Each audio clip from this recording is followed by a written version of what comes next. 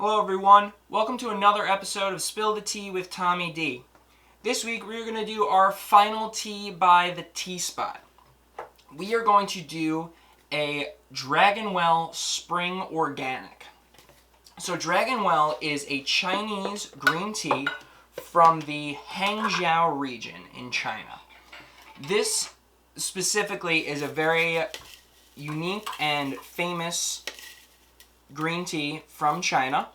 What makes it super unique is the specific shape that it has compared to other green teas. So a lot of the other green teas, like the gunpowder green, is kind of more balled up. So what makes this one so unique is its very distinct flat shape. And now we can take a look at it here. So the flattening of it, when they shape the tea leaves, it's all done by hand, so it's very difficult and requires a lot of skill to get it to be this shape. Now, Dragonwell, as all green teas are from China, is a pan-fired green tea. I love this one specifically because it really helps you understand the pan-firing flavor, because it is a little more... It has that roastiness, but it actually has more hints of chestnut. So it really is a great example of a pan-fired green tea. And as mentioned, it's considered a famous green tea from China. And the Tea Spot has it organic for all you organic fans out there, which I think is pretty awesome. So the other good thing to know about this one, so the gunpowder green tea is a little bit higher on the caffeine scale. Dragonwell tends to be like in the middle somewhere. So if you're a little more sensitive to caffeine and you can't handle black tea, this is a really good tea to start off with. Alright, let's brew some Dragonwell.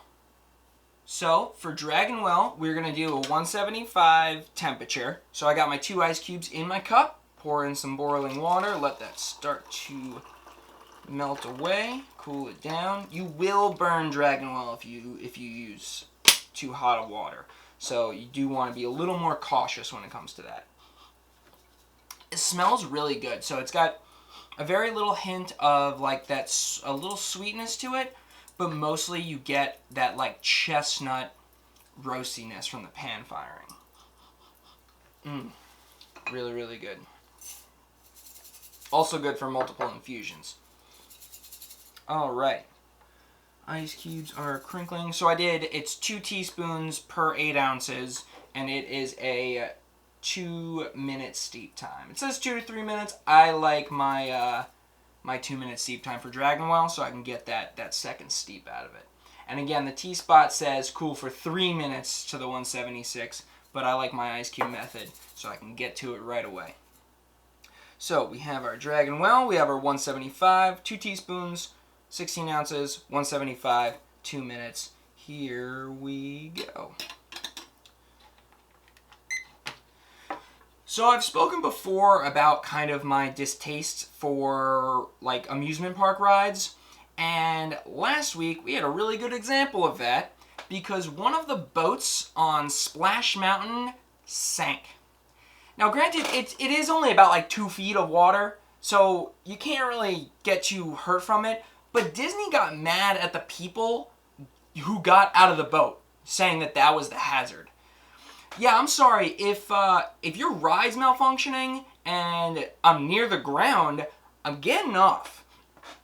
This kind of solidifies the fact that I just don't trust rides for that reason. Because humans are just way too flawed. I've seen way too many instances where people will be like, well, it looks like it could be fixed, but it looks like it'll hold on for a little bit longer. We can get to it later. But, like, these are people's lives. It's terrifying to me.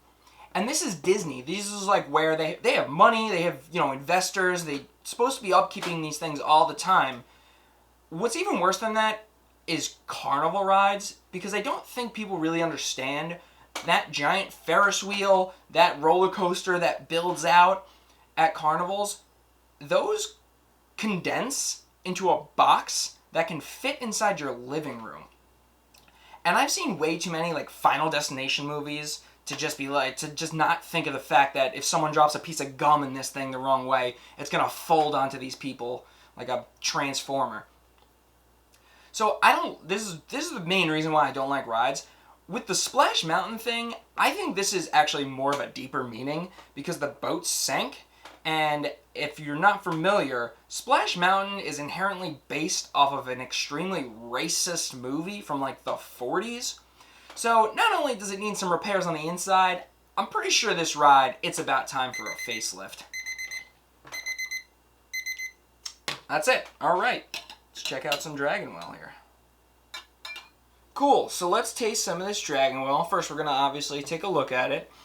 It's a little bit lighter in color than the Gunpowder Green Tea. It has, I'd say, a very light green with just a touch of brown to it. The smell, right away, you just smell that chestnut. It's just, that is the main flavor in this. Obviously, there's those underlying green tea flavors, that sweetness from the leaves. But it is a very, very good green tea. There's a reason why this one's famous. Before we start, let's take a look at these leaves. Cool. So those they're so flat when they first start out, but then after the infusion, you can actually see them really open up and unfold. So you can see how the people who make the tea took the time to really like fold it in like different creases and stuff. It's very fascinating stuff. So, it smells chestnut.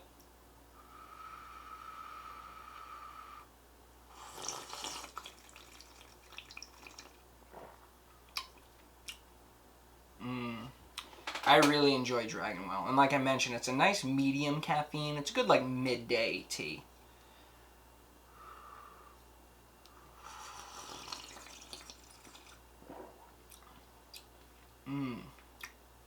So you get that chestnut right away, that underlying sweetness from the tea. It's definitely more of a light body as well, light to medium body. It lingers a little bit, but not too much.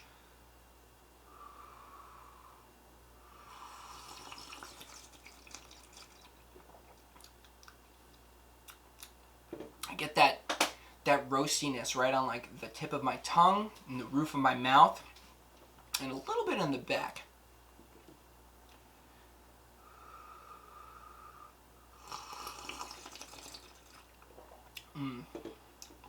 Very, very good. So again, this is the Chinese green tea, so pan-fired, non-oxidized green tea from China. And that's going to close out our series on the Teaspot. So big shout out to them. They enjoyed my videos, hopefully, and they have some really great teas. So I will definitely circle back to the Teaspot. There's a couple of tea companies that I'm definitely going to circle back for to try out some other teas. So I did 2 green teas. I did the flavored oolong, so I'll try and get back into some more flavors and maybe some iced teas again for the rest of the summer. So, until next time, make sure you check out the Teaspot. They have a lot of really great teas, and again, remember they have that promise to 10% for, they do 10% donations. And keep an eye out for those dangerous rides. I don't know. I don't trust them. I'm a skeptic. So until next time, this has been Spill the Tea with Tommy D. We'll see you on the next episode.